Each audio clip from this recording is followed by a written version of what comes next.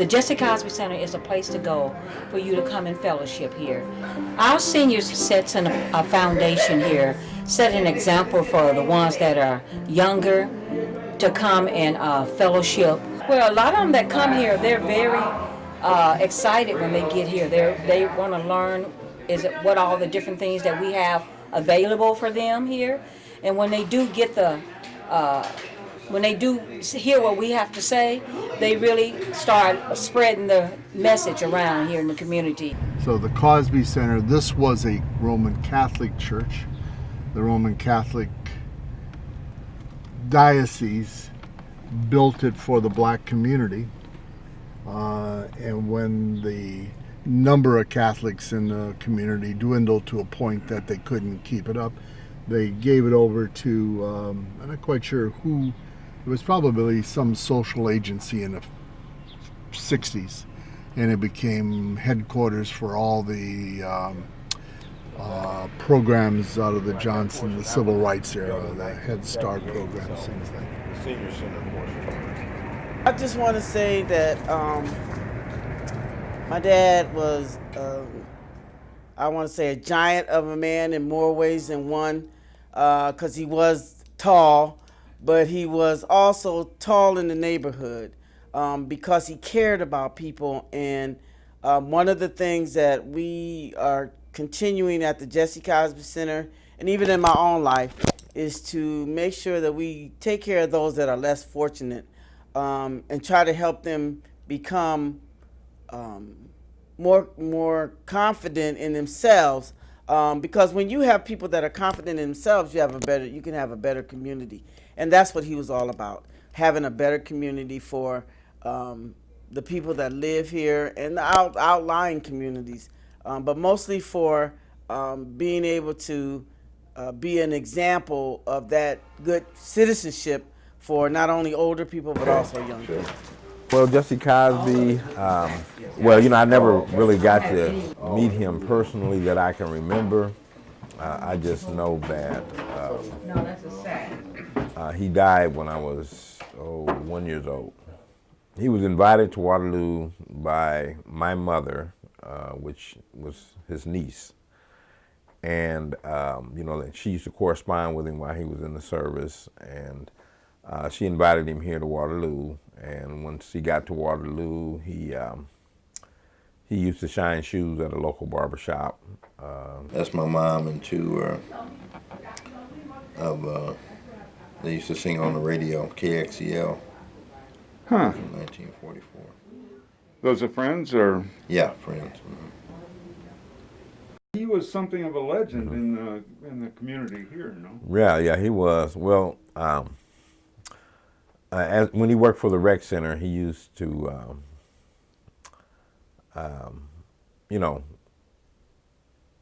become interested in some of the activities that were going on in the rec center, such as tennis and golf and things of that nature. But he found that a lot of people in the neighborhood, especially the black neighborhood, they weren't involved in those type of activities. So what he would do is he would introduce the sports to them and try to get them involved. He'd teach them how to, play tennis and golf and, things like that. As he worked for the rec center, he found an interest in square dance. And so he went to Minneapolis. He got some training on how to call square dances and stuff like that.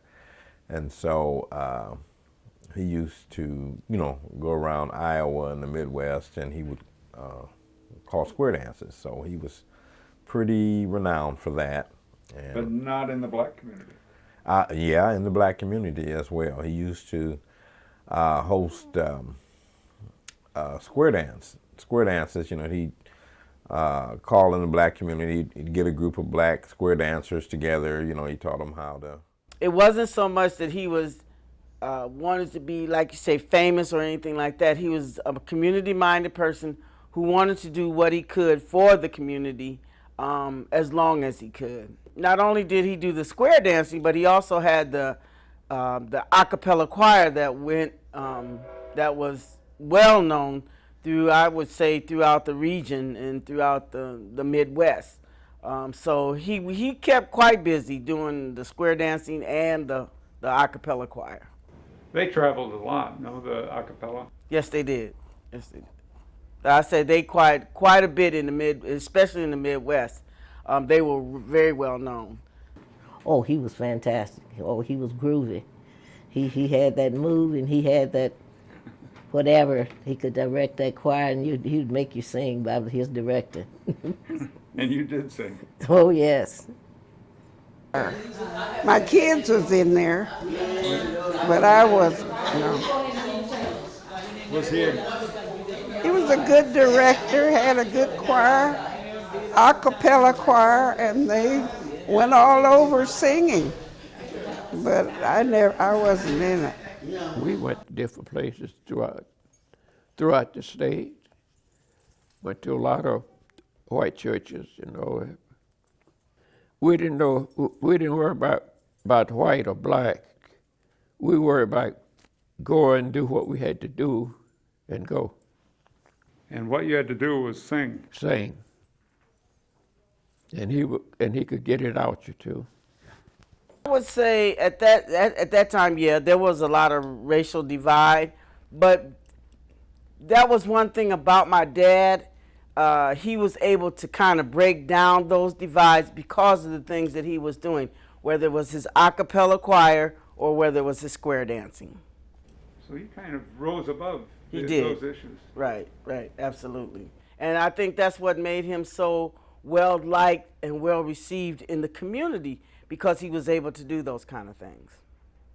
I know looking back at some of the pictures that my mom had and some of the pictures that we have up here at the center, it shows that Jesse Cosby, he surrounded himself with a variety of people. Like he had, a special band group that he used to be a part of, but it was all white. You know, the band was white, and he would be the square dance caller. Of course, he was black, and he'd done the unusual things that normal black people, would not have done. But like I said, it's just, his personality. So I guess, Yeah, different activities. He was just a go-getter. He at one point he even got an award from the governor of the state for his work with children and youth. And he was also invited to the White House in a conference because of that. So my auntie, Sonomia Gordon, which is my mother's sister and Jesse's niece again, she before she passed away, she used to talk about how he went to the White House and gave an example of a square dance. He actually called a square dance in the White House. So I think back in those days, that connected a lot of people. As a matter of fact, we have a picture. It's kind of like you've heard of that Where's Waldo or whatever. Yeah. And we got a picture where he was calling a square dance in Charles City back in the 40s or 50s, and then it's like he's right in the middle of it, and so we challenge you to find him in that picture. So, where is Jesse? There's Jesse. When he formed his a cappella choir, they used to travel to different churches around the Midwest. And like I said, their goal was to raise money to build this recreation center. And so they would take donations. But more importantly, they would, after they sang at the churches, they would fellowship. So that way, people got to know one another a little better. We were all young. We were the celebrities. Yeah, we were young. We didn't know whether it was all right, if it wasn't all right. That's where Jesse took us, and that's where we went. We weren't thinking about no color or what. We just went and sang because he said that's where we're going to go sing. That's where we went. We ain't had no thoughts about it. Well, wasn't that kind of an exhilarating experience to Of course. to leave behind for a while, at any rate, the segregation and all of that? No, we were tight enough that didn't much else make any difference. We enjoyed each other. We were together, and we liked to sing. And like I said, Jesse was the master, and we let him be the master. If he said we had to go to Grundy Center or wherever, we knew that we had to go to Grundy Center. We got on the bus. We used a chartered bus. For anybody who invited us to sing, the only thing they were required to do was pay for the bus and a free will offering. But I mean, we didn't have any expenses. We used to leave here on Sunday mornings to go to sing at church in some of the small towns around here. Then we would sing again at 12 o'clock in another small town, and then we do our last one.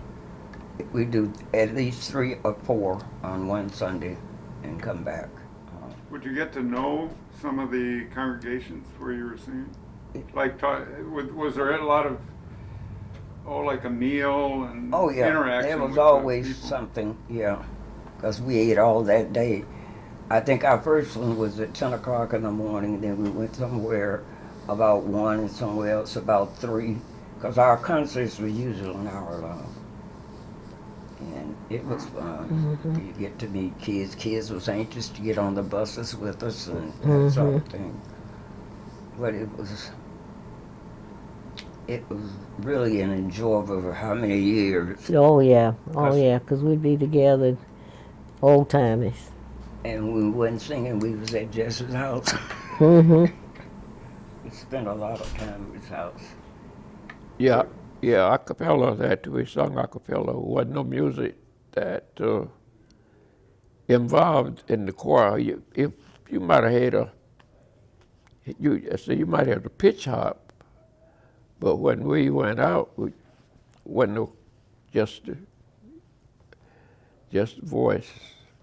Beautiful. That harmony was fantastic. He had sopranos, altos, tenors, bass, had all those voices together, and he'd put them together, and he'd make it. He had harmony. It took a lot of skill to sing a cappella because without music, sometimes when you have music, you can hide behind the music. But with a cappella, you have to be on tune all the time.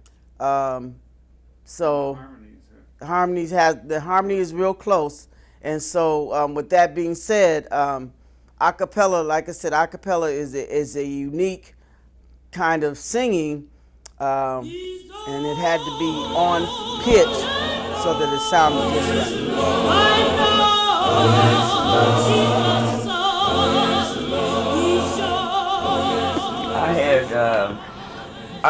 I sang with Wings Over Jordan, which was the first black sacred choir, and they switched voices back and forth. I came back to Waterloo and I ended up singing, instead of soprano, I ended up singing alto because I had polished smooth my voice box. You started out as soprano. I was a soprano.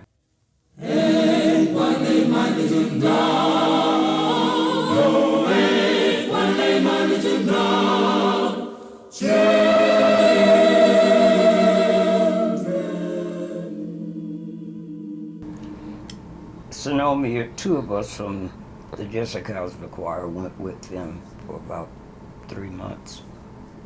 Traveling nationally? All over. I left them when they were headed to Mississippi. And what they would do is go into a state and go around wherever they were. Small towns? No, anywhere.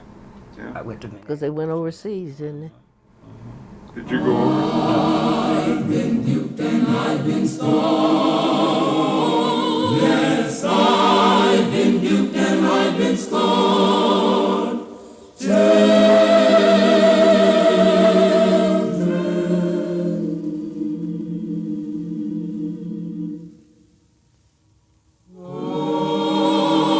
I've been duped and I've been scorned. See, I was in the choir. You were in the 50s, because I started. Yeah. In the You 40s, see, I didn't get to Waterloo until '54, and I Okay, didn't start in the choir until '55. I was in the choir in 47. Mm-hmm. From high school. Yeah, I first met Jess back in 1948. At that time, he was directing a choir he called community choir. Oh, he had maybe 30 or 40 member choir that he was directing.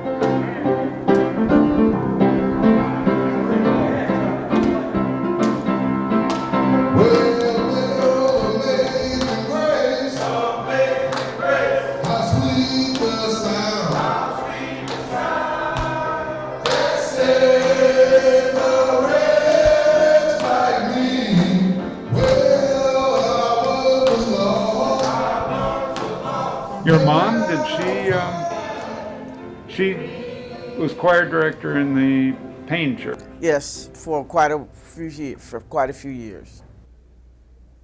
There were several choirs that she was over. Well, they had several different names, but she was also over the men's choir too. So for a while, so she did both. And they always sang separately? Yes. Yep. They did last Thursday when I went over. Yep. And at that time, cantata, what they call cantatas, were very popular. And my mom would do Easter cantata and a Christmas cantata every year, which was just special music, but they called it a cantata. She did a lot of those for Payne. And that was usually a community kind of effort too, because there were usually there were usually choir members from all the churches that would come and join in and make it one big community choir. At the Payne Church? At Payne Church. Then some years it would be at Antioch. So it went back and forth. I don't feel no waste time. Come too far from where I started from. Nobody told me the road would be easy. I don't believe he brought me this far to leave me.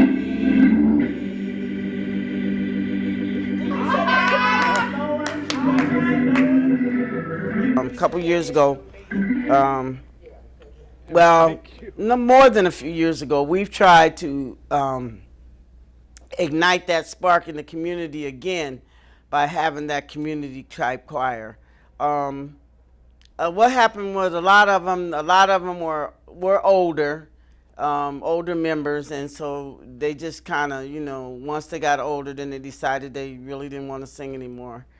And then a couple of years ago, we tried to ignite it again using younger people of the community for Jesse Cosby Community Choir, based out of the Cosby Center. And we're still working on that because I really would like to see the choir, the Jesse Cosby Community Choir, become a part of the community again.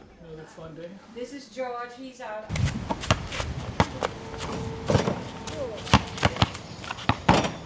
There you go. There you go. Well, for a while, the rec center was in the neighborhood. In fact, it was on the corner of 4th and Webster for many years until they tore it down. And then, of course, once they tore it down and they moved it. That was on 4th Street and Webster. Oh, yeah, okay. Yeah, that's all I remember, those creaky steps, and we had to go upstairs to go practice. It was a rec center. Hey, they finally turned it into a rec center. That's why we practiced there. Uh-huh. Yep, it was right on the corner of East 4th and Webster. A big 2-story brick building. I think it was two stories, yeah. And a lot of neighborhood kids. Oh yeah, we used to go there for a lot of youth-oriented programs, because I remember going there as a young teenager, going to the rec center. Not only going there as different youth classes, but also fun things. They would have parties, roller skating parties, and things like that for the youth. So Yeah, it was what it was very much needed and very much missed when it was taken out of the community. Our biggest project that we had in the choir, first of all, was to build a rec center on the east side, and of course the city wouldn't permit us to do it. Would or They would not. why? Because of the east side, they took it to the west side. Took it downtown where it is now. And we sent Jim Tanner, who was blind, to New York to see if they could restore his eyesight, and they couldn't. So that's basically what we were doing with the money. Did you raise enough funding for the rec center? Yes. But you Brought the couldn't get- land up on Van Buren and Beach, Yeah, they say I didn't know Yeah. about that. where Denman Phillips is. Yep, I remember you saying that. Property. And that's how it came about that this St. Peter Claver gave that church up for him after he passed. The Catholics gave that To the Cosby Center. to the black community. We used to come up here in the summertime, but I didn't know Jesse Cosby himself. Oh. Up to Jesse Cosby Center, because they started having events for children, teenagers and stuff like that, skating or hayride and stuff like that. But I didn't know Jesse Cosby himself at all. We had ice skating was on a piece of cement that freezes over with ice. We didn't go to a dirt centerpiece, but roller skating was fun. We could go do that. I love the roller skate. We learned how to dance on roller skates. Roller drum, yeah. To this day? I don't know if I could do it this day, but I could try. I don't know if I could do it, but I could try. And I was on, there was a guy named Ray Starr. Had a dance show on KWWL, and we got on there and danced, and I love that. Huh. Yeah. Oh, my vision for the center is to continue to expand. Some of the things I'd love to see is a new center. You know, I'd like to see a new senior center where we have more activities for the seniors. I look at what this author gave us to let our mind penetrate on what the lesson aim is here, and understanding James' teaching about the source of conflicts and his prescription to avoid them. What is the conflict that you see that we are facing today? Well, I can't tell you what to say. Well, see, conflict is really when people disagree, but conflicts, anytime you have a conflict, you have a solution. And if people would look toward the solution rather than the conflict is the sinning part of it. But the solution is the Christian method of handling conflict. I think of one of the things here is somebody said, you don't see and don't tell. Don't see and don't. Does that make a conflict? When you know that somebody done something and you gonna zip your lip up? I don't think so, because who knows, the person could be having a problem and you could help them. And don't see and don't tell. Maybe you, as a Christian, should go to the person one-on-one. I'm not going to say how some people try to go to people. That create conflict. But you go to the person and talk some in a elected Christian official manner. has done something wrong, you know about it, and it affects other people, then I think that don't ask, don't tell wouldn't apply in that situation. But like you said, if it's an individual, you know they done something, our first thing, like you said, is to go to them in love and talk to them about that. And like you said, it is a way of talking to people. That's right. Because somebody be more likely to accept what you have to tell them if you talk to them and not talk at them. Right. Why you a Christian? You ain't gonna be doing that. You not They're not gonna accept that. They already know in their heart that they're wrong, and they just gonna resist more. But if you talk to them in a loving way, you know. Like And it would be great to have a facility where the youth could come and, you know, maybe exercise and participate in different sports and stuff like that, which I truly believe would help out on crime.